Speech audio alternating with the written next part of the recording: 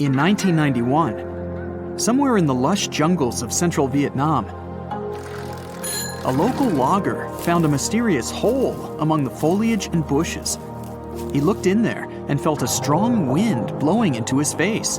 Then he heard a strange sound from the cave depths and realized that it was the sound of a river.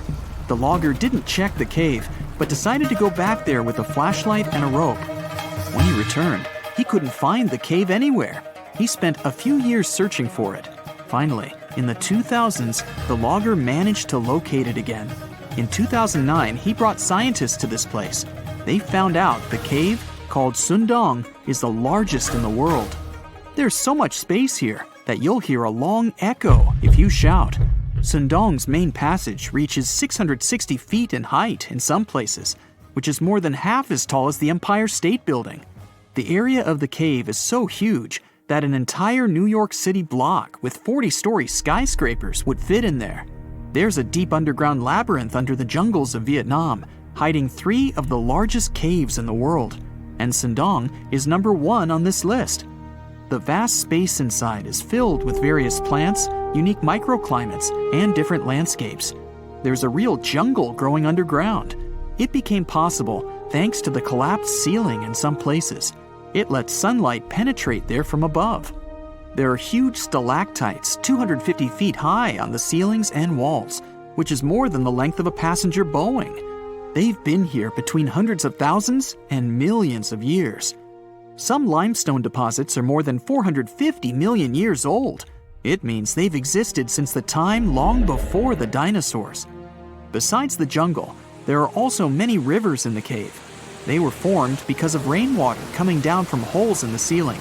These rivers are smooth and fast, like slides in a water park. But riding them isn't the best idea, since they can carry you into one of those long labyrinths that the cave is full of. And we still don't know where they're going. You may find yourself in another unknown part of the cave. This is what happened in 2018. 3 divers accidentally discovered new areas in Son Doong. The cave turned out to be much bigger than everyone thought. They dove into one of the cave's lakes and reached a depth of 256 feet. At the bottom, they found a separate tunnel. Divers lowered a fishing line with a lead weight there and found out that this place reaches a depth of 394 feet, and the tunnel is more than half a mile long. We still don't know the exact size of the tunnel. Son Doong also connects to another huge cave. There are lots of things you can see in Son Doong besides underground labyrinths and rivers. You can find spacious ruins with lakes, and you can walk for hours along dark mountain corridors. This place is strikingly beautiful, but dangerous at the same time. And the coolest thing is that you can take a walk here. Since 2013, Son Doong Cave has been open to tourists. It's not just an easy walk to take some selfies though. The expedition to the cave lasts for several days. For the first day and a half, you'll explore the 3rd largest cave in the world. And only after that, you'll reach Son Doong. The path will take you through rivers, dense jungles, mountains, and rocks. You can meet many exotic birds, monkeys, and other animals. And according to many people, the way to the cave is even more impressive than the cave itself. When you reach your destination, you'll spend the next few days exploring Son Doong. Together with other tourists, professional guides, and porters, you'll be sleeping in tents in different places in the cave every day. You'll see some stunning landscapes and, get ready for this, 400-million-year-old majestic fossils. There are also dark rooms with lakes that are good for swimming. Such adventurous expeditions become more popular every year. People who visited the cave call it the most amazing place they've ever seen. Another amazing cave is located in Indonesia, on the island of Flores. It's quite small, but holds amazing things inside. In 2003, a group of scientists discovered ancient artifacts here, including fossils of primitive tools, such as sharpened stones. Scientists realized that hundreds of thousands of years ago, this place was home to our distant ancestors. Then they found a very unusual female skeleton. That woman was only 3.5 feet tall. This is the height of the waistline of an average adult person. That woman had no problems with her spine or with the development of her bones, though. This and other skeletons found in the cave belong to some unknown human ancestors. Scientists called this species Homo floresiensis, or simply, hobbit. The woman's weight was about 35 to 79 pounds. Analysis of the skull and bones showed she was about 30 years old. Hobbits probably lived on Earth between 190,000 and 50,000 years ago. There's a chance they met the ancestors of modern humans. The next cave is in Turkey. Imagine that you live in an old house and decide to make some repairs. You throw all the old stuff out of the rooms. The last place to sort out is your basement. You've hardly ever visited it and have no idea what's hidden there. But it's pretty spacious, so you decide to turn it into a room. You tear down the wall and discover the entrance to the cave. This is a tunnel that leads underground. You walk through the cave and see a real underground city. This happened in Turkey in 1963. One of the locals discovered a secret passage to a lost city in his basement. About 20,000 people could live there. There was enough space for livestock and food supplies. It's not just a maze of tunnels. There's a chapel, a school, stables, kitchens, walls, and other signs of civilization. The city was built in the Byzantine era, in the years 780 through 1180. It's not the only one down there and is connected to many underground tunnels and towns that stretch for several miles. Let's finish our journey in the strangest and most frightening cave. We're going to the southeast of Romania, near the Black Sea. Here, on a desolate wide plain, you can find a hole.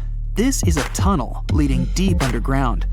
The air inside the cave has high levels of hydrogen sulfide and carbon dioxide. Under normal conditions, the air we breathe contains around 20% oxygen, but it's only 10% here. You won't be able to breathe freely without an oxygen tank. The water and air here are poisoned. Almost no animals are able to live in such conditions, at least the ones we know about. And this cave is filled with 48 species of living organisms, 33 of which are new unknown species. Creeping things that live here can scare you, especially if you're afraid of bugs. Strange white snails and white spiders are crawling along the walls. An unknown species of leeches and transparent shrimp are swimming in the water. White millipedes with huge mustaches are creeping on the ground. Here you can also meet an unknown kind of scorpion with a transparent white body that doesn't look like any other kind of scorpion. Nothing here looks like ordinary animals at all. All creatures in the cave are white or transparent. They don't have eyes, but they have long paws and antennae whiskers that help to navigate in space. Plants can't live here without sunlight and clean air. This means that oxygen isn't produced in this place. So how do these creatures manage to survive? The answer is in the water. The surface of the lake and puddles here is covered with strangely moving foam. This substance is a living organism. It consists of 1 billion bacteria called autotrophs. Ordinary plants absorb carbon dioxide and use photosynthesis to produce oxygen. This cave is filled with carbon dioxide. Autotrophs absorb it and secrete tiny food particles. Bacteria feed on these particles. Larger organisms then feed on those bacteria, and so on. In the end, there's enough food for everyone. This process is called chemosynthesis. It's like photosynthesis, but uses water instead of sunlight in its chemical reactions. In this cave, evolution has created a completely unique biological system, separate from the rest of the world. Hey there, curious history buffs. Have you heard the legend of the ancient race of giants of Nevada? Yes, I'm talking about actual giants that allegedly lived thousands of years ago. Now I know what you're thinking. Giants, really? Well, archaeological finds add fuel to this debate too. And here's where it gets interesting. Lovelock Cave was indeed used as a burial site, and some of the remains found there are much larger than average human bones. The cave is by the Humboldt Sink in western Nevada. It was once part of an enormous lake, which eventually dried up, leaving a number of smaller ones, including the Humboldt Sink. The cave became the home of the Site-Ka tribe. According to the legend, these red-haired giants were so big that they had to be buried in the cave itself. Indeed, later on, archaeologists discovered 8 to 10 foot tall skeletons. This legend started to unfold when a mining engineer named John T. Reed talked to the locals in 1886. Once Reed saw the cave, he knew he was onto something. The news spread soon, but the cave was attracting another type of attention too. The deposits of a fertilizer known as guano were discovered inside the cave. So a mining company began excavating the precious resource in 1911 and soon shipped more than 250 tons of the fertilizer to San Francisco.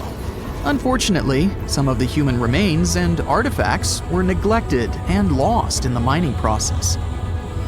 This led to an official excavation in 1912 and 1924. After the top layer of guano had been mined, strange objects started to surface. Around the area, the earliest evidence of human habitation dates back about 4,000 years. The Lovelock culture lasted for some 3,000 years, and they left us with 10,000 stunning artifacts. The pits in the cave were like a series of time capsules hidden at different depths. Archaeologists determined the age of each pit by its depth.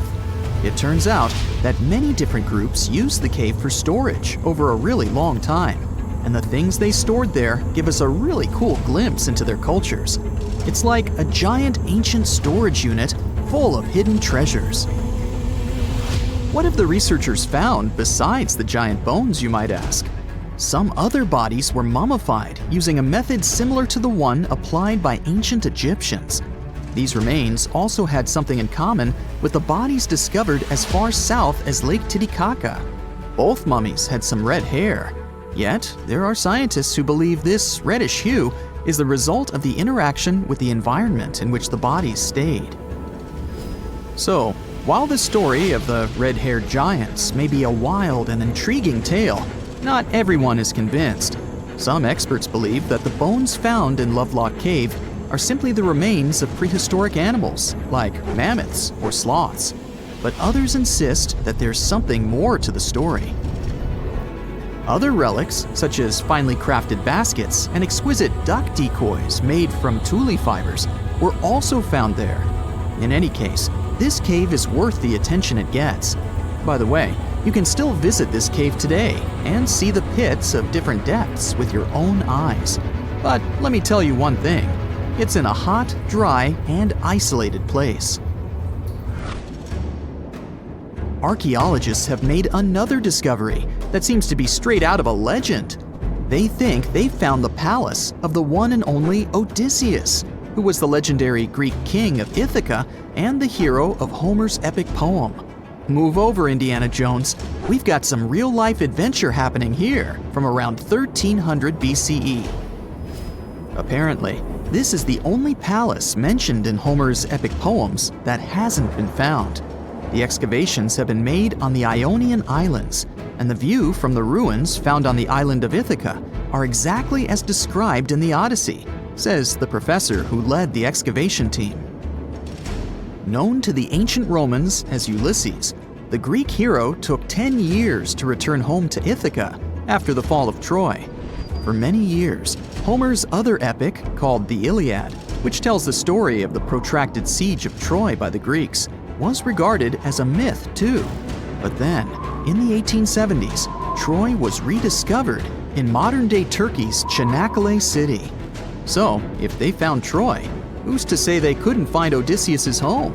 The researchers were following Homer's words as a roadmap. The excavation site has a building complex with 2 levels. It has important finds, such as storerooms and workshops, a complicated drainage system, and fragments of pottery. It also has a well from the 8th century BCE, which is around the time when Odysseus is believed to have been the king.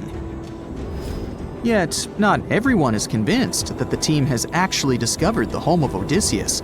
A British researcher named Robert Biddlestone insists that Homer's description of ancient Ithaca isn't very similar to the island that now has its name, and that Odysseus' kingdom was actually on the Isle of Cephalonia. However, Italian archaeologist Adriano La Regina might have a more realistic approach to this debate. He says that whether this find has a connection to Ulysses or not, what's more important is the discovery of this royal palace. Once upon a time, in a land far away, the Klamath Indians spread a legend about the creation of Crater Lake. Okay, maybe this land is not that far away, and it still exists. You can find it in south central Oregon, in the western United States. Anyway, the legend has it that this lake was formed in a vicious battle between two volcanoes, Mount Mazama and Mount Shasta. Then the spirits of Earth and the sky, which are Lao, who ruled the below world, and Skel, the chief of the above world, joined the fight. It turned into a geological drama. During the battle, darkness veiled the land. The fight was over when Mount Mazama collapsed and sent Lao back into the underworld. Then the rain filled the pit and created a lake in the place where the mountain had once stood. Flash forward to our time. Scientists have discovered that Mount Mazama did erupt 7,700 years ago. Artifacts found in the area prove that the legend indeed contains some details about the explosion. The tale says that red-hot rocks were flying through the sky. This happened during the volcanic eruption that caused the mountain to collapse. This created the volcanic caldera, which later on got filled with water. What makes this legend came true story unusual is how long it has existed. According to researchers, these types of verbal stories lose their credibility within 600 to 700 years. That's why the legend about the creation of Crater Lake is so unique. So many generations, for hundreds of years, have been accurately passing down the information. This volcanic crater lake is now in a national park. It's famous for its deep blue color. The water in it is extremely clear. If you visit it today, the water you'll see won't be the same as for someone who will visit the place 250 years later. Because there are no rivers flowing into or out of the lake, the existing water evaporates and the lake gets filled again by rain and snowfall. Basically, every 250 years, the water is replaced. Plus, this lake is almost 2,000 feet deep, which makes it the deepest lake in the United States. Swimming is okay in the lake, but there's only one legal and safe trail to get to the shore. There are other activities, such as fishing and boat tours. Shared human experiences, such as birth, marriage, and aging, may explain why certain tales are shared globally. Similar struggles and obstacles faced by humans around the world generate similar themes in traditional stories about love, parenting, and mortality. So, do you have legends or tales you've heard of from your grandparents? Who knows? Maybe your ancestors too witnessed a cool historical event. Good day, BrightSiders. My name is Tom, and today let's pretend it's year 2003. The place? Indonesia, the island of Flores. A group of scientists found a mysterious cave in the green jungle. They went inside and discovered some primitive tools like sharpened stones. The researchers understood that this place was home to our distant ancestors hundreds of thousands of years ago. But then they found a very unusual skeleton. A careful analysis showed that it was the skeleton of a 30-year-old woman. Her height was only 3.5 feet. It's just above the waist of a grown-up person. That day, scientists discovered an unknown human ancestor. They called this species Homo floresiensis, or simply the hobbit. More and more scientists arrived at the cave and carried out detailed excavations. The archaeologists found the remains of 8 more little people. It seemed that hundreds, thousands of years ago, there was an entire species of hobbits. Also, the scientists discovered the remains of some amazing creatures. It turned out that the cave was a real fantasy world in the distant past. For example, the researchers found skeletons of huge storks the size of pterodactyls. The hobbits seemed tiny compared to these birds. The scientists also discovered the remains of what seemed to be a relative of the modern elephant. The creature was the size of a cat. But the most astonishing discovery was the ancient Komodo dragon. The bone analysis showed that all these creatures were not the owners of the cave. More than 80% of the identifiable bones belonged to giant rats. Hundreds and thousands of rats the size of cats inhabited the place. It's possible that a real battle once occurred between them and the hobbits. Just imagine a world where the hobbits and small elephants run away from hordes of huge rats and hide in a cave. And massive storks are watching the events unfolding in front of their eyes. Anyway, the analysis of the remains showed that Homo floresiensis was a different species from modern humans. For example, the researchers analyzed the hobbit's wrist bone and found out that these bones resembled those of monkeys, not those of modern humans. The hobbits' heads had a flat, sloping forehead and a short face, and their teeth and jaws resembled those of Australopithecus. But then, the scientists uploaded all the data from the skull they found into a computer program to create a three-dimensional image of the hobbit's face. And the computer showed the head of a woman who looked much more like a modern human than like a monkey. But the same skull analysis also showed that the hobbit's brain was about 3 times as small as that of the average modern person. This suggests that their mental abilities were probably not very well developed. The analysis of the bones and tools showed that Homo floresiensis could have lived between 190,000 and 50,000 years ago. It's even possible they lived next to the ancestors of modern people. To find out exactly who the hobbits were and what branch of human evolution they belonged to, scientists started a large-scale investigation. A race of pygmies lived not far from the cave. Scientists have found a great similarity in the facial proportions of the hobbits and the pygmies. This tribe could be the direct descendants of the discovered species. The pygmies themselves claimed it was true. They brought food and flowers to the cave as a sign of respect to their ancestors. But to know for sure, scientists needed to do a genetic test. They hired 2 translators, from English to Indonesian and from Indonesian to the Pygmy language. The researchers explained to the tribe what they wanted to do, and the Pygmies agreed. They showed sincere enthusiasm because they were also very interested in their history. The scientists took saliva samples from 32 volunteers. All they had to do was compare them with the DNA of the hobbits. But that's where a serious problem arose. Extracting DNA from such ancient remains turned out to be an impossible task. That's why the scientists decided to compare the DNA of the pygmies with the DNA of other people from nearby islands and countries. They studied the DNA of 500 modern people from 225 populations in East Asia, Malaysia, Indonesia, Papua New Guinea, and other countries. The researchers wanted to find matches and differences between the pygmies' DNA and the DNA of the surrounding tribes.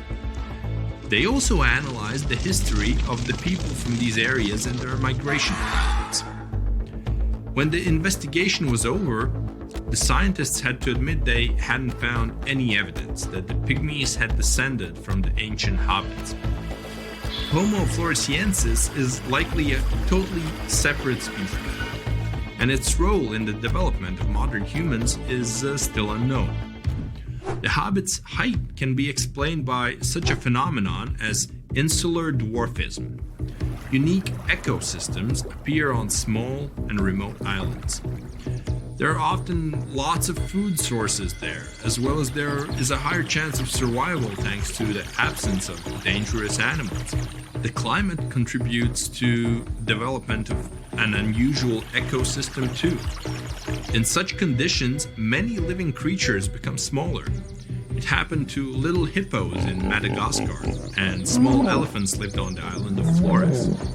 But sometimes, such ecosystems can create huge animals, just like it happened with the rats and the storks.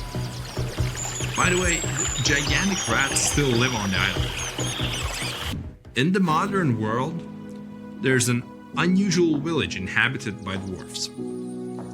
There are many small houses there made of clay and stone that resemble little castles. In the streets, you can find statues of fairies, large butterflies, and silver balls.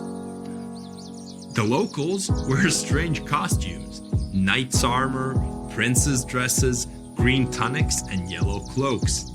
At the main square, dwarfs fight with swords, dance, and sing songs. But there's no magic here. You're in the Dwarf Empire, and before you get inside, you have to pay a $50 entry fee. More than 10 years ago, a Chinese businessman met several dwarfs.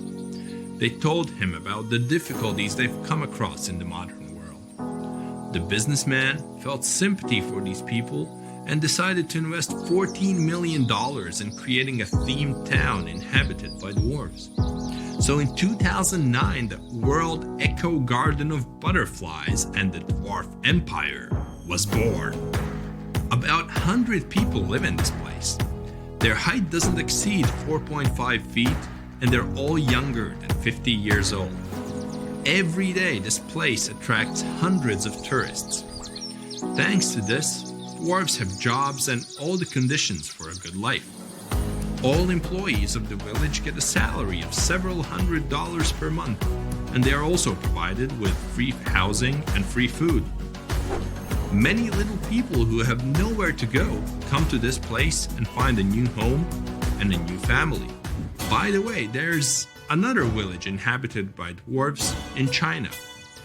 In Yangtze village, about 40% of all residents are born to be half the height of ordinary people, and no one knows exactly why this happens.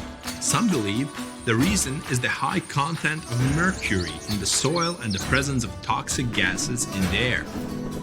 There's also a legend that says that once upon a time, a resident of this village caught a black turtle with unusually long legs.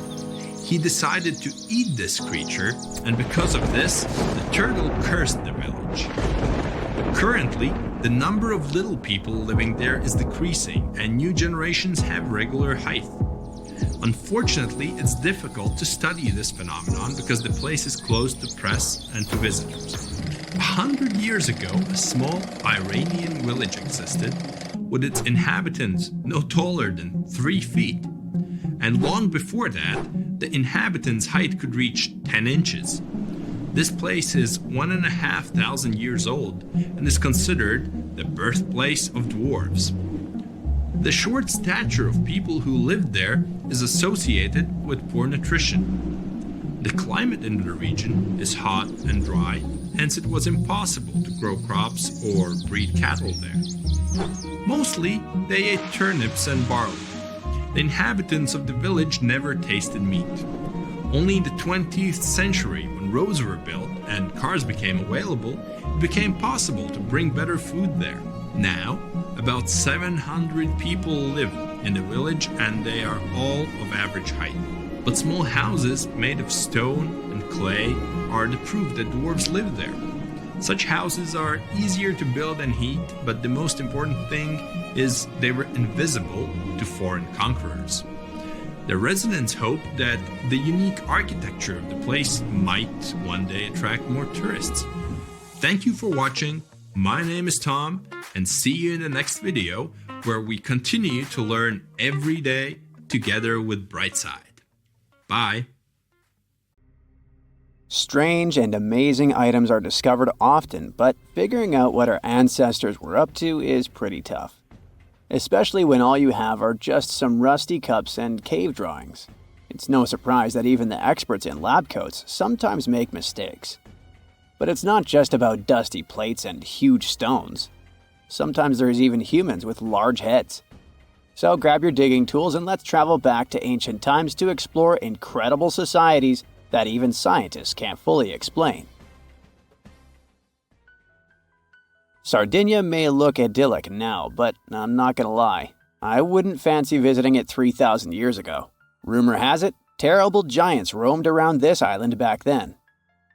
People even talk about finding human skeletons over 13 feet tall there, although nobody's ever shown anything to prove it. But the stories will make you wonder because some weird stuff has definitely happened.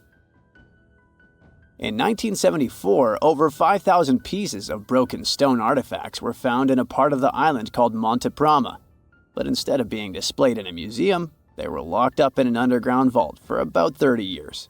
Sounds a bit suspicious, doesn't it? When they were finally displaced in 2005, scientists put the pieces together to find statues of 38 giant men standing 8 feet tall. Not quite as tall as the legendary skeletons, but still pretty huge. It's thought these statues were made by the Nuragic people, who lived on the island a long time ago. Besides giant statues, they also built over 8,000 massive stone buildings. Perhaps Nuragic weren't giants themselves, but they definitely liked their things big. I do too. I like a big number of likes on our videos. That would be pretty great. Thank you if you liked this and subscribed. Now back to the video. You and I are pretty smart, but we might not be the smartest humans ever. Actually, we might not even be the smartest species. Since 1913, some skull fossils found in South Africa have hinted at a possibly smarter contender called Boscop Man. This human-like species might have lived as recently as 10,000 years ago. Their skull suggests they had really big heads, which means their brains could have been 30% bigger than ours. Wow! Their average IQ could have been around 149, making them among the smartest 0.05% of people today. But if a Boscop brainiac was so much smarter, why are they not around and we are? Well, bigger isn't always better, you know. Our brains are a lot bigger than our ape relatives, mainly in the prefrontal cortex. This part helps with high-level tasks like making decisions, remembering things short-term, and being aware of ourselves. The parts of the brain that handle our senses and movements haven't really grown much. So, maybe the Boscop spent too much time dwelling on the past rather than doing practical things like hunting. But this is all just guessing. We really don't know what happened to these clever cousins of ours. Some people even argue that Boscops weren't any different from us, with the only evidence being parts of skulls. The jungle is huge. Did you know the Amazon rainforest is home to about 30% of all the world's plant and animal species? That's impressive. However, the history of one native species, humans, has long puzzled scientists. The mysterious Kasarabe people lived here for hundreds of years and then vanished around 1400 AD. People thought the Amazon only had a few scattered tribes, but recently we discovered big, unusual shapes in the ground called geoglyphs. These might look like simple shallow ditches, but they're actually the remains of a vast civilization that spread over 5,000 square miles and includes about 450 markings, some as wide as 1,300 feet. That's insane! They likely contained ceremonial buildings and could have hosted up to 1 million people as recently as 550 years ago. Thanks to new technology like LiDAR, which uses a safe laser to map the forest without harming it, we can explore deeper. In 2019, some scans showed miles of raised roads and pathways and even pyramids over 70 feet tall. They found 26 separate settlements, 2 of which were at least 250 acres each. Damn, that's like 330 soccer fields. It's not certain what happened to the Kasarabe people. Maybe European conquistadors drove them out. Maybe the most baffling ancient civilization is one we've never actually found a trace of. Yep, I'm talking about Atlantis, the grand city that supposedly sank into the ocean. The first mentions of Atlantis come from the ancient Greek philosopher Plato, who talked about a great city near the Strait of Gibraltar. But for ages, everyone just thought Plato made up Atlantis as a perfect version of his own Athens.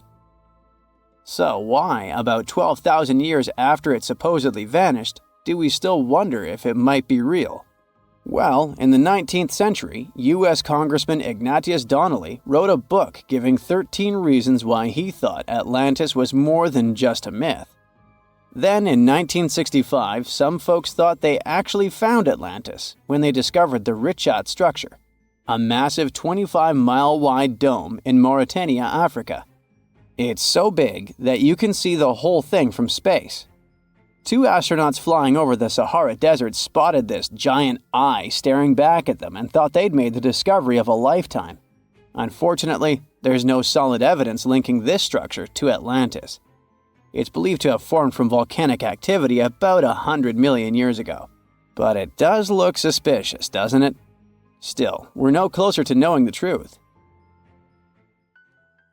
Imagine going back to about 3,300 BCE and finding yourself in South Asia. Welcome to the Harappan civilization.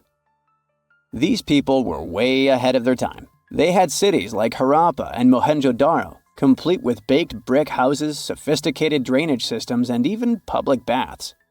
This place might have had over 5 million people, making it one of the densest regions at the time. They also invented a system of standardized weights that was incredibly useful for traders. And trading they did.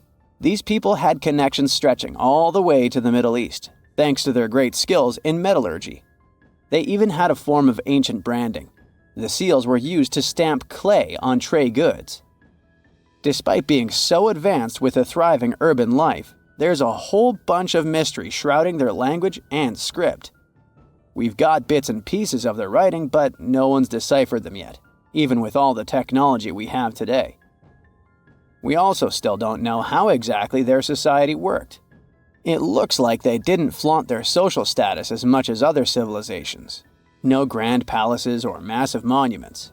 Instead, their largest buildings might have been granaries. They sure were practical. Unfortunately, all good things must come to an end. Around 1800 BCE, this bustling civilization started to decline, possibly due to shifts in river patterns.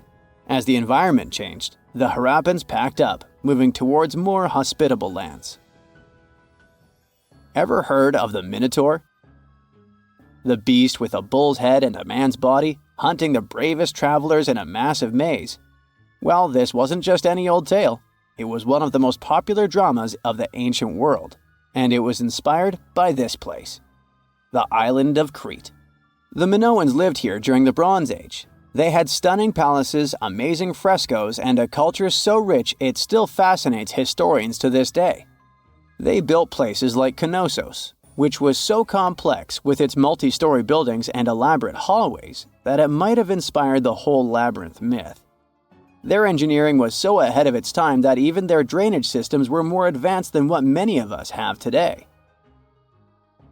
Let me know in the comments which of these stories you find the most fascinating, and thanks for watching. At some point in its long and very interesting history, our dear planet Earth was sort of snoozing, just doing its planetary thing, spinning around the sun. And then, bam, life starts getting fancy. Plants and animals start strutting their stuff, showing off their complexity. Fast forward a bit, about 65 million years ago to be exact, and a cosmic disaster strikes, or at least that's what we presume. An asteroid probably smashed into Earth, wiping out the dinosaurs and other big animals. We can't pinpoint specifics about the asteroid, but we do know that it was extremely large and it crashed into our precious planet, creating a dusty mess that settled everywhere. You can still find remnants of that dust layer in sedimentary rocks today. If you dig beneath it, you'll uncover a whole bunch of fossils. These prehistoric creatures were living it up before the asteroid crashed the party. Think of it as the planet going on a cleaning spree, leaving a bunch of empty spaces waiting to be filled. And guess who took the opportunity? Mammals! These furry little critters were the ones to rise to fame. But why is it that this disaster became such a great opportunity for mammals? It's pretty simple, actually. With no big bullies around, they grew, multiplied, and had a population expanse. All kinds of mammals joined to fill in the blanks. Primates, rodents, basically, the whole furry gang. We're talking about placental mammals, marsupials, and even egg-laying mammals, adding some serious variety to the mix. We like to think of primates as our closest relatives here on Earth. What's their story? Well, Around 63 million years ago, just a couple of million years after the dinosaurs' final dance, the primates decided it was time for a family reunion. They split into two groups, the dry-nosed primates, who became the cool monkeys and apes we know today, and the wet-nosed primates, who went off to become lemurs and aye-ayes, hey-hays. The fun didn't stop there. About 58 million years ago, the dry-nosed primates began their own little mission.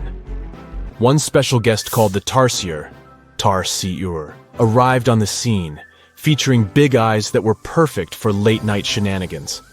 This tarsier took a different path from its primate relatives, embracing its unique niche and evolving separately. To this day, the tarsier is the only primate that feeds exclusively on meat. These little guys have a taste for insects, small birds, rodents, and even lizards. But that's not all that makes them unique. Their eyes are twice the size of their brains. Also, their heads can do a full 180-degree spin, just like an owl. Because of their features, the tarsiers are the true kings and queens of the night. With their superpower of ultrasonic tracking, they can spot their prey instantly. Plus, their legs and feet are like springs ready to launch them into action. They've got this special ankle bone called the tarsus, which gives them those epic leaping skills.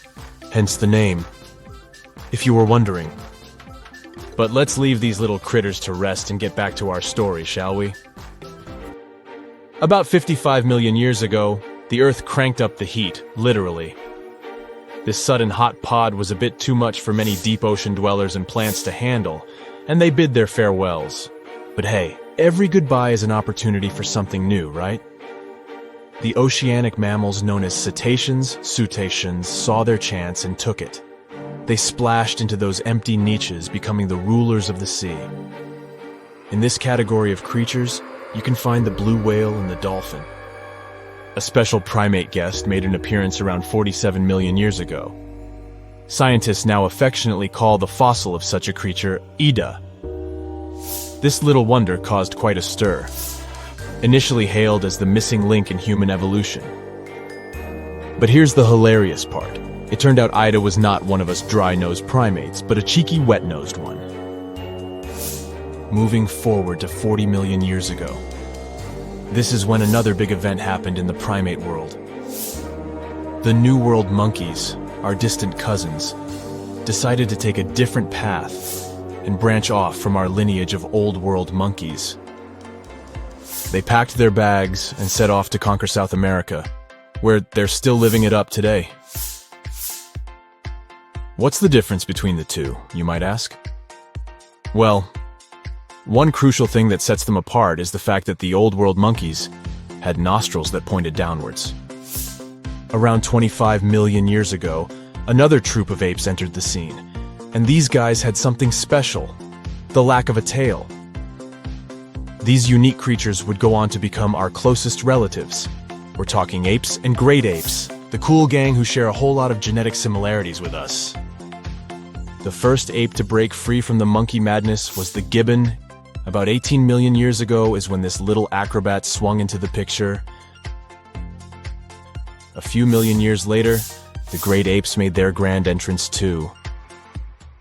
Orangutans were the pioneers, venturing into the wilds of southern Asia. We're getting closer and closer to the present. It was 7 million years ago when the great apes took a major fork in the evolutionary road. One path led to our ancestors, the future Homo sapiens, and the other path led to chimpanzees and bonobos. These two primate branches remained united for a few million years before finally going their separate ways. 5.6 million years ago, a game-changing ape called Ardipithecus made its way into our evolutionary history. It had a special talent, bipedalism. That's right, this was one of the first apes to walk on 2 feet, probably making its primate buddies raise an eyebrow or two. The real showstoppers, however, arrived around 4 million years ago, the Australopithecus crew. These were the earliest members of the Hominina hominina subtribe, our tribe. What made them so special? Well, probably the fact that they brought some serious tools to the game. Stone tools, to be precise. It seems that at some point in their evolution, these clever primates started using stones to make their lives easier. Now here comes a crucial turning point in our story. About 2 million years ago, our ancestors faced a food shortage. Survival of the fittest was the name of the game, and two strategies emerged. Group 1 went for stronger jaws, allowing them to chomp on tough foods like nuts. Group 2 had a different idea. They opted for weaker jaws, but bigger brains. They wanted access to a wider range of food options. Obviously, the bigger-brained group took the prize. And here's where our gang comes into play. Around 2.5 million years ago, a type of primate also known as handyman made its mark on history. These clever beings had larger brains and knew how to put those neurons to good use. About 1.9 million years ago, a new star emerged, Homo erectus. These creatures not only walked upright, but also had brains that were almost twice the size of the handyman's. They took the world by surprise, becoming the first of our direct ancestors to venture out of the African continent. They even knew how to tame fire. Approximately 700,000 years ago, the world witnessed a culinary revolution. The earliest evidence of cooking appeared. And around 500,000 years ago, our ancestors decided it was time to become a bit more fashionable, donning the first evidence of clothing. Our very own species came to be just 300,000 years ago. Told you we were late to the party. But the world was never the same after the appearance of Homo sapiens, the anatomically modern humans.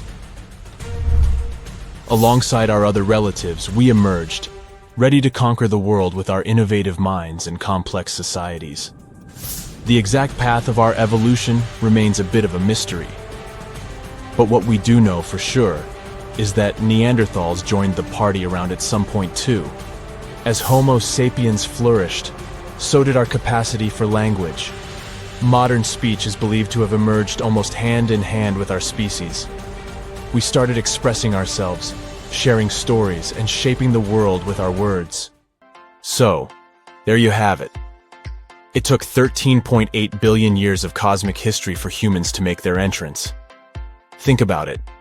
99.998% of the time since the Big Bang, we weren't even around.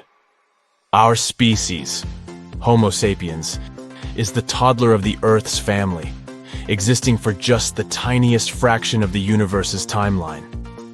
Yet, in this blink of an eye, we've managed to unravel the entire story that led to our existence. The story won't end with us. It's an ongoing saga, still being written with every passing moment. You're walking down the street. You see a strange-looking antique shop called Ageless Trinkets of Mr. Bright. You're curious, so you enter there. You take a look at all the weird stuff. Suddenly, an old folded parchment paper catches your attention. It's a world map, but something's off with it. Instead of showing the countries as you know them, it shows the locations of 4 mythical lost worlds and civilizations.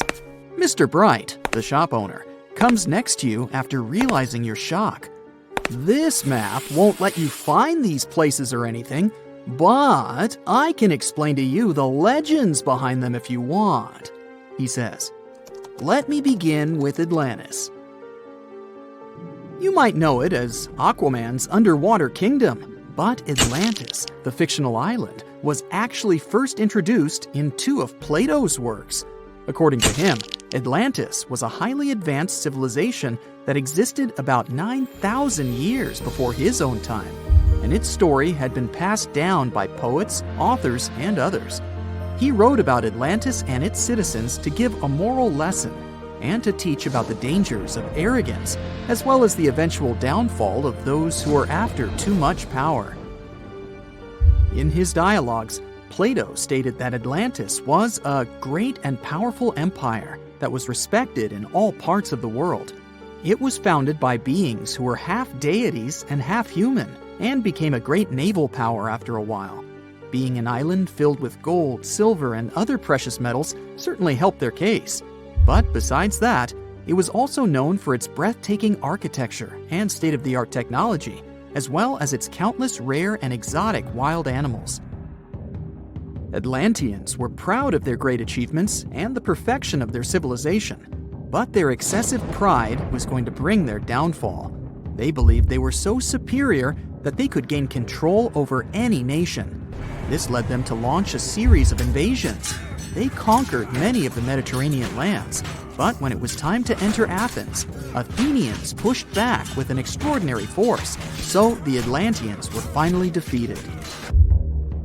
Plato stated that deities then got angry at Atlanteans because of how wicked, greedy, and immoral they became. So they punished them by sending earthquakes, which caused Atlantis to sink beneath the sea. Although the earliest written records of Atlantis were Plato's works, some people still believed his story to be based on truth and tried to identify the island of Atlantis with actual countries. Some people suggested it may have been located in the Mediterranean Sea, near the coast of Spain or Italy. Others thought it may have been located in the Caribbean, off the coast of Central or South America, but there was no solid evidence to support any of these claims. One theory, in particular, seemed more plausible than the others, though.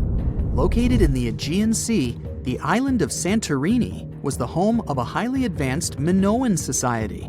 However, due to a huge volcanic eruption, it was destroyed about 3,600 years ago, causing the Minoan civilization to suddenly disappear.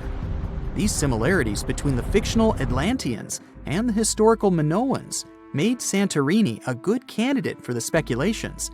Yet again, there were still major flaws with it, such as how the time when Plato said Atlantis was destroyed doesn't coincide with the time of Santorini's eruption. So Atlantis still continues to be regarded as nothing more than a popular legend in the scientific world. Now, let's move toward the northeast direction on the map, Mr. Bright says.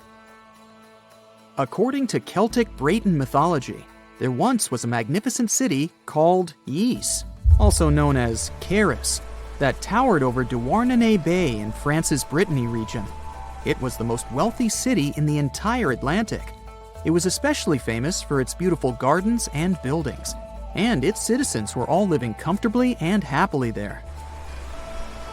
Dahut, who was King Bradlon's daughter in Breton legends and literature, had a deep love for the sea. She begged her father to build a city at the edge of the sea, and that is how the city of Ys was established. Little did she know that she would be the one responsible for the destruction of her father's beloved gift. You see, since the city was surrounded by the sea, it needed to be protected by a dike equipped with floodgates, and these gates could only be opened at low tide. And the only one who had the keys to these gates was the king himself. One day, a handsome red knight arrived at the city, but couldn't pass the gates. Dahut was so taken by him that she wanted to let him in. She knew that her father was the keeper of the only key to the city, so she sneaked into his room and stole it from him. Then she gave it to the Red Knight so that he could enter the city and they could be together. However, the Red Knight turned out to be the Prince of Darkness, and he intentionally left the gate open to the raging sea. The waves soon swallowed all of Ys. King Gradlon was able to escape on his magical horse, but Dahut couldn't. She turned into an evil mermaid who lured sailors into the sea. Today, if you go to Quimper, a city in Brittany, northwest France, you can find the statue of King Gradlon riding on his horse. Although the city of Ys is a legend, Brittany coast locals believe that on the days when the waters are calm, you can still hear the tolls of the city bells deep under the sea, if you listen carefully. Mr. Bright then points at the Indian Ocean on the map and says, "Now, have you heard about Lemuria?" Back in the mid-1800s, a few scientists suggested that there was once a continent that existed in the Indian Ocean, somewhere close to the south of modern-day Sri Lanka. The first one to popularize this theory was the British lawyer and zoologist Philip Lutley Sclater. In his paper, The Mammals of Madagascar, he stated that he found lemur fossils in India, and not in Africa. However, this discovery was extremely shocking to him because of the fact that lemurs' original homeland, Madagascar, is much closer to Africa. He proposed that this was possible only if some larger continent connected the two once. He stated that this continent must have eventually sunk to the ocean floor. He then named it Lemuria, and hence the theory was born. People who came after Sclater took his theory a step further and thought that Lemuria was also the home of an extinct race of humans called Lemurians, who had 4 arms and enormous bodies, and were also the ancestors of modern-day humans, as well as lemurs. Of course, as new scientific discoveries were made on plate tectonics, evolution, and the study of DNA, the theories regarding the fictional continent called Lemuria were debunked. The last fictional land on the map is Agartha, Mr. Bright says. Taking its roots from Eastern mysticism, one legend says there's a kingdom called Agartha that is located deep beneath the surface of the earth. It's where all 4 corners of the world are connected by paths and tunnels. It is said that there's a secret entrance into Agartha hidden in the Gobi Desert, and it's built by Agarthans themselves using advanced technology that can't be detected by us, the surface folks. According to some beliefs, Agartha exists to counterbalance the energies of those who live above the surface. While we live in a state of rush and heightened emotions, this world beneath us is the total opposite. Some even say that those who escaped Atlantis fled here to continue their lives inside the Earth's core. And yet, others think it's actually a land that's crawling with all kinds of monsters. But there's no need to be scared, since modern science proved Earth's core is not actually hollow and is a solid hot iron ball. So you can cancel your journey plans to the center of the Earth if you've made any. Thanks, Mr. Bright. Imagine you get to be an archaeologist for the day. You'll travel the world to solve the mystery of long-lost civilizations that disappeared without a trace. Grab your chisel and fedora, and let's go. You arrive at the American Southwest, where an ancient mystery is waiting to be solved. You make your way to Chaco Canyon, just outside of Albuquerque, New Mexico. It's hot and dry in this deserted area. You're here to visit the ancient ruins of the Anasazi people. It's said that they were a thriving civilization that met a mysterious end. You hike a few miles before you begin to make out the shape of dwellings, constructions built of stone in the middle of the canyon. This is Pueblo Bonito, a 10th century complex that contains as many as 800 rooms and stands over 5 stories tall. The buildings are beautiful and made from sandstone. To access the complex, its inhabitants built a 400-mile network of roads, some of them 30 feet wide. You can't wrap your head around the fact that it was built so long ago. Everything looks so well preserved. The Anasazi reigned over the so-called Four Corners region from 100 CE to around 1600 CE. During this time, they built a civilization that sprawled over 30,000 square miles, including Colorado, New Mexico, Utah, and Arizona. Standing inside a huge kiva, an underground ceremonial chamber, you wonder what happened to the Anasazi people. Scientists have analyzed tree rings and found out that the Anasazi population lived through a period of great drought. The drought is believed to have lasted 23 years, and there was possibly no rain at all during this time. This definitely affected their livelihood, from malnutrition to battles over food and resources. But was it enough to make 30,000 people flee their homes? Researchers say these people left their homes with their belongings still in place. Ladles were left in ceramic bowls. Granaries were full of supplies. It was as if they intended to return, but never had the chance to come back. For many years, archaeologists have believed that the drought was the reason for the disappearance of this thriving society. But there's other evidence that shows a different story. Anthropologists say that the ancestral Puebloans, as they are also called, were an exemplary population. They were peaceful and lived together in harmony. But that's not what their architecture shows. they isolated themselves from the rest of the world by building their settlements so high on top of cliffs. And they built walls and other security structures in order to protect themselves. What were they so afraid of? Recently, archaeologists began to study bone fossils of the ancestral Puebloans, and they found evidence that suggests that toward the end of their civilization, things might have gotten pretty bad. Evidence shows that local leaders were ruling using fear-based methods. Severe punishment started to be inflicted on those who did not follow their strict rules. Why this happened is still a mystery, and you might need many other excavation trips to find out the truth.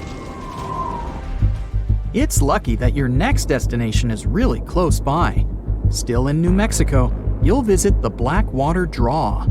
It's a national prehistoric site that holds the story of the Clovis people.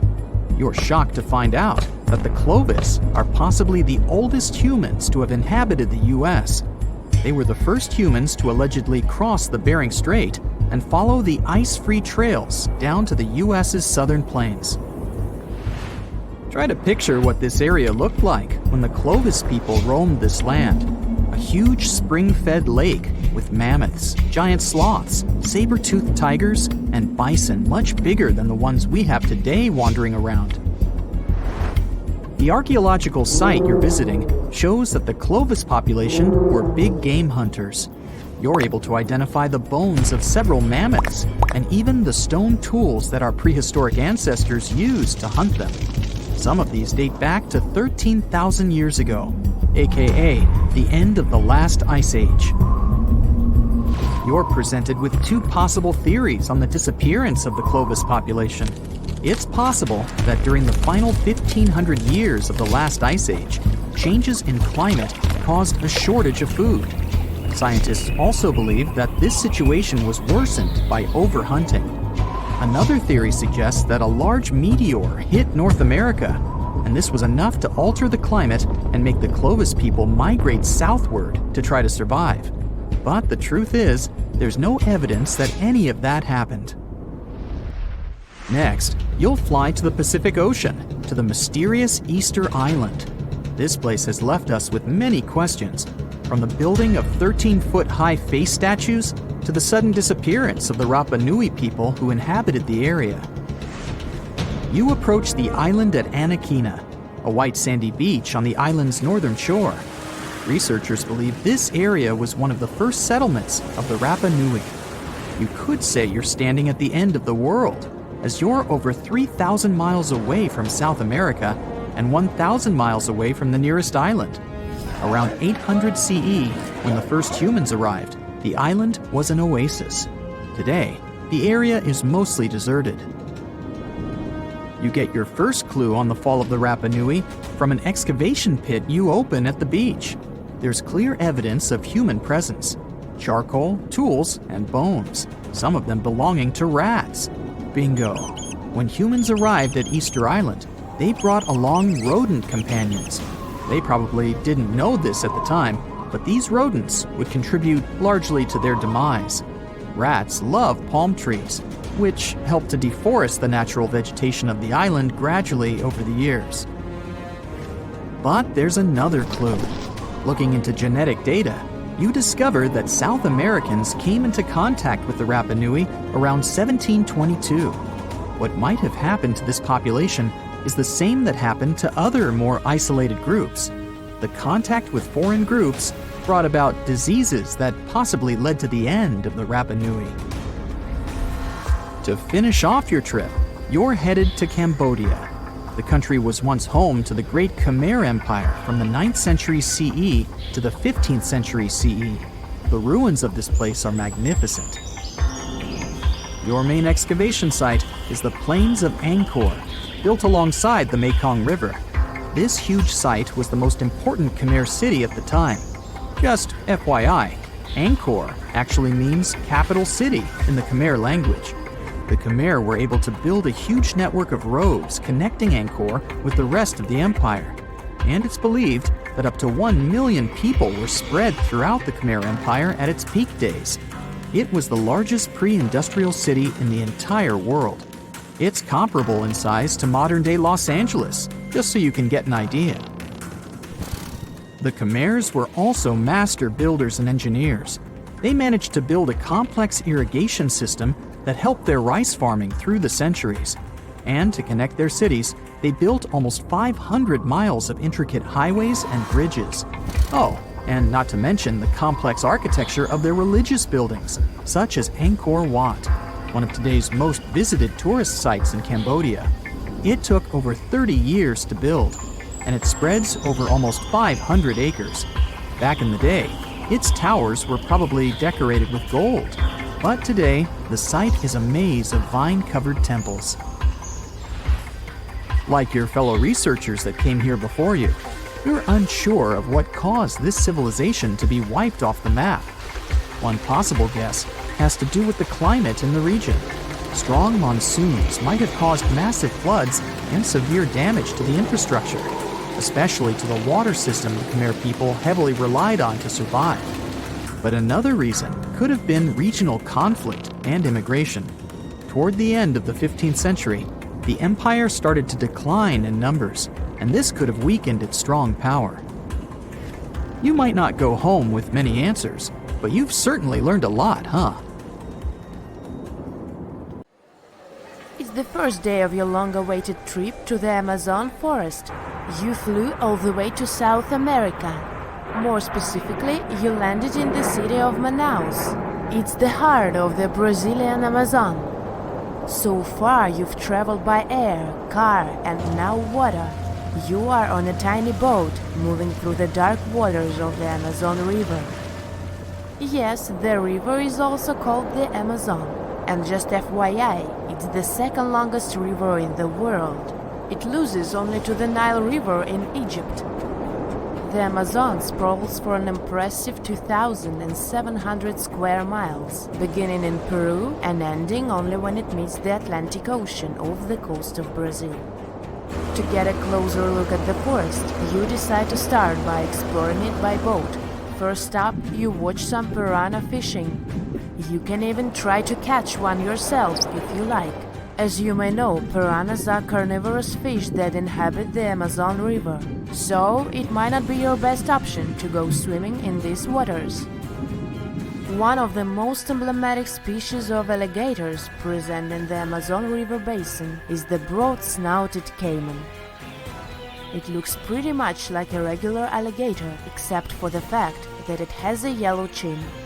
Your guide leaves the boat and searches the water to show you a caiman up close. He also tells you of another legendary creature that lives in the dark waters of the river, the pink dolphin. Lucky you get to witness a family of pink dolphins showing their fins near your boat. They look magical from the place where you're sitting. You've probably never known dolphins can be pink, huh? After a few mesmerizing moments, you discover that the dolphin's pink color is nothing but an illusion. The animals are originally pinkish-gray, but due to the brown colors of the Amazon River, they look vivid pink when you stare at them from above. Your guide tells you that the pink dolphin is a central character of Brazilian folklore. Locals believe that the pink dolphins can turn into humans and wander off into towns at night. You get off your boat near one of the entrances to the forest. Now you're going to continue your trip on foot. Your guide says that you are venturing into very dangerous terrain. The Amazon is home to some of the creepiest species of wildlife on the globe, but don't worry, we'll get to see a lot of them today. You've come prepared, of course. Bug spray, a raincoat, and your sharp eyes. Inside the jungle, you need to be alert at all times. You may have heard legends of the anaconda, a snake that can swallow animals as big as a cow in one go. Sorry to break it to you, but those are not just legends. Reptiles like these do actually exist. They live deep in the jungle. Is it right there, moving between the trees? Is it a spider? The so-called Goliath bird-eater is a monster spider. Its legs can grow up to a foot in length, and the spider itself can weigh around 6 ounces. It's also known as the king of tarantulas. You shouldn't get too close, of course. It's not venomous to humans, but its bite can surely sting. As its name suggests, the Goliath bird-eater can even eat birds, as long as they are smaller than it is. Up next, you run into another species of spider that draws your attention. This one is so tiny that you almost don't see it. It's known by the popular name of the decoy spider. You see one of its creations, a gigantic spider built by the tiny Cyclosa spider in order to scare off large predators. This is as amazing as it is creepy. A spider that uses the remains of other insects and dry leaves to create the image of a large spider on its web. If it fools predators, perfect! But to us humans, this work of art looks almost endearing. Who knew there were artists in the arachnid world? Near a small lake, you witness a unique scene. A large snake is slowly slithering its way toward a lizard that is resting on a rock. The lizard seems obvious to the presence of the dangerous reptile, but right as the snake is preparing to attack, the lizard flies the scene in its iconic way. The so-called basilisk lizard is famous for its ability to walk on water, or rather run across the water. This isn't an illusion, just a matter of balancing. The small lizard moves its legs on top of the water very fast, while its long tail serves as a counterweight. I wish I could do that. If you've ever wondered what a frog looks like on the inside, you've come to the right place. Right in front of your eyes, there is a rare local species of frog.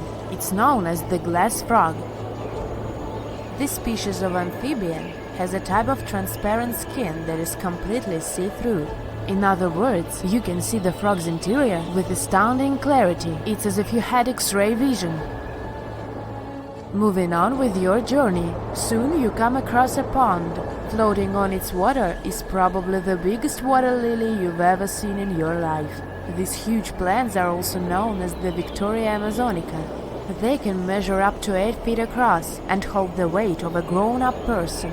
But I wouldn't recommend trying to climb on it if I were you, just cause, you know, it's the Amazon forest we're talking about. The wildlife here is amazing, but the forest itself is also a sight. There are over 80,000 species of plants and trees grown in the Amazon rainforest. In fact, you can find 10% of all the world's wildlife in this jungle. An estimated 400 billion trees grow on the gigantic area the forest occupies. Of course, this place is bound to be biodiverse, right? You won't be able to witness this phenomenon during your trip, but your guide tells you about a unique species of tree that is famous for being able to walk. Yep, you've heard correctly. There are walking trees in the Amazon rainforest. They don't have legs or anything like that, but they do move around in search of better lighting conditions. The Amazon canopy is so thick that only 1% of sunlight can reach the forest floor. Because of this, some trees end up getting less sunlight than others. The so-called walking palm trees seem to be adapted to this situation. They grow new roots, which helps them move for 1 to 2 inches per day. They can walk up to 65 feet per year. Maybe that's what inspired John Ronald Reuel Tolkien to create ants, huh? Those are pretty similar tree beings that roam freely around the world. I kid you not, it's not only wildlife that inhabits the Amazon. Actually, over 30 million people live in the forest. And there are also ancient settlements that scientists believe to have been thriving there. And I'm not talking about El Dorado, that's just a myth. But in 2018, a groundbreaking study showed that up to 1 million people probably inhabited the Amazon, between 1250 and 1500 CE. Can you imagine that? Working alongside local indigenous people, researchers from the University of Florida found several mounds in the Amazon. Besides these mounds, they also discovered interesting ditches and geoglyphs. After mapping all of these recurring mounds, scientists understood that this was a sign of an ancient settlement. They found remnants of carefully designed walls centered around plazas. This could only mean that these ancient cities were big. and could host hundreds of thousands of people. These findings brought back the idea that the Amazon could have been home to thriving civilizations way before the Europeans arrived there. But rather than cities drenched in gold, they were simply well-developed agricultural societies. There's this interesting ancient site near St. Louis, Missouri, that a lot of people don't know about. It's called Cahokia, and it used to be a huge city with up to 20,000 people living there back in the 11th century. It's full of these massive earthen mounds that were built by hand, and the biggest one is still there today, at the Cahokia Mound State Historic Site. Even though we don't know everything about this civilization, researchers have been able to piece together some information from the remains they've found. For starters, they found some pretty old teeth at this site. After studying their appearance and structure, scientists suggest that a lot of different indigenous groups lived there. About a third of them came from other areas in the middle of the continent, which they figured out by studying the different levels of various substances in the teeth. And get this, the way the mounds are arranged shows that this was actually a planned-out city, not just a bunch of villages grouped together. The rulers lived on top of the mounds, while everyone else lived in other structures. It's amazing to think that they were doing things like farming, hunting, logging, pottery, and weaving, all within this one giant city.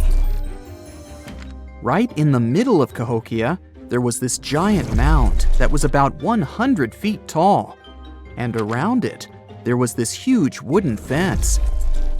Inside the fence was the city center, which had a big open space called a plaza. Archaeologists think that the plaza was designed to represent the 4 cardinal directions of the world. It was like the people who built it wanted to create a place that was in harmony with the universe. The center of the city was where they held ceremonies and events, and it was such a big deal that people from outside Cahokia would come to be a part of them too. What became of this city? Hard to tell. Some people think that the reason it fell apart is that they cut down too many trees and the land got all messed up.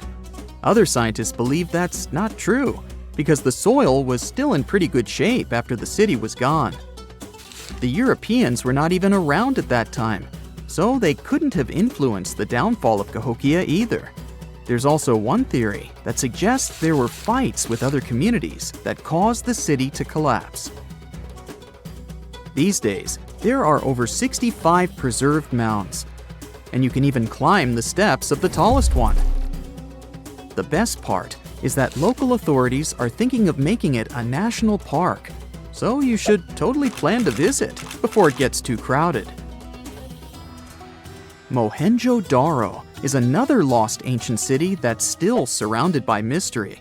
Located in modern-day Pakistan, it was a city that flourished during the Bronze Age, and it was extremely advanced for its time. It had things like water systems and fancy architecture that other cities didn't have back then. Despite these features, it's not as well known as other ancient cities, like those in Egypt or Mesopotamia. What's even weirder is that at some point, the city was abandoned, and no one knows why. Archaeologists found the city in 1911, but it took a while for them to realize how important it was. Eventually, they uncovered a lot of really interesting things about the city, like its advanced sanitation system. Excavations uncovered over 700 wells, as well as private baths and a large communal bath. Remarkably, even private homes had toilets, and waste was efficiently disposed of through a citywide sewage system. They also had a lot of trade connections and made some really beautiful objects, like pottery, jewelry, and figurines that were sold all over the region. Despite its amazing culture and knowledge, scientists have yet to figure out why the city was abandoned. Some people think changes in the nearby river might have had something to do with it. The writings that the people of Mohenjo-Daro left behind are still a complex code, even for the most skilled specialists. making it even harder to piece together their history. Have you heard of the lost city of Kolmanskop? It used to be a small settlement in the Namib Desert. Legend has it that it got its name from a man named Coleman who got stuck in the local dunes and was never seen again. But that's not the interesting part. In 1908, a railway worker found a shiny stone and showed it to the chief railway foreman, who turned out to be a hobby mineralogist. They discovered it was a diamond, and soon, Kolmanskop became the richest town in Africa and one of the richest places in the world. It had luxurious stone houses, a school, a hospital, and even an ice factory to produce ice for fridges. The hospital had the first X-ray machine in southern Africa, which was supposedly used to check if workers were illegally swallowing diamonds. Its popularity began to decline in the late 1920s when another diamond-rich location was discovered nearby. Most of the inhabitants soon began to flee the city in search of a better life, leaving the buildings abandoned. In 1938, all machinery was taken south and the town was left to the desert. The last inhabitant left Kolmanskop between 1956 and 1960. The hot climate and low humidity have preserved the structures over time, and tourists can now visit this desert ghost town. You've surely heard about this next ancient city, Machu Picchu. It's this incredible ancient location in Peru. It stretches across a huge piece of land in the Andes Mountains and sits high above sea level. It's even considered one of the wonders of the modern world. But here's the thing. Scientists aren't exactly sure what it was used for. It could have supported up to 750 people, but there aren't a lot of human clues left behind. Some people think it was more of a spiritual or ceremonial place, while others believe it may have been like a fancy spa retreat for the nobles. The extensive terraces might mean it was used for crop testing or as a trading hub. And there's even a theory that it was used as a prison because they found a cell-like area too. It's amazing that even today, archaeologists and historians are still puzzled about how it was built. Did you know that they probably didn't even use wheels for transportation? And those massive granite rocks were somehow pushed up the steep Andean mountains, even though most of them weighed a lot. Some historians think that hundreds of people worked together to push each rock up the peak. The huge stones at Machu Picchu are also so close together that you can't see any cracks between them. It's pretty cool because it also makes the area safe during earthquakes, which is important since Peru is a shaky country. But how did the stones stay put during all those quakes? They actually move a little bit, but then they go back to their original spot, almost like they're dancing. Some people think wet wooden wedges were used to keep them in place, but that doesn't really add up, considering how big the structures are. Locals back then also seem to have built Machu Picchu without using any pack animals or iron tools. They had to sculpt and put everything together using mostly their hands. Plus, the citadel is built on a fault, so they had to move a bunch of stone and earth to make it flat. Scientists also think that the real construction is actually underground because of the deep foundations and drainage system. In fact, there's a hidden water system that was just recently discovered using 3D scanning. They didn't even use mortar to put the granite blocks together. They were so precise that you can't even fit a sheet of paper between them. One theory suggests that people that lived there used stone tools made of a harder material than the stone they were cutting.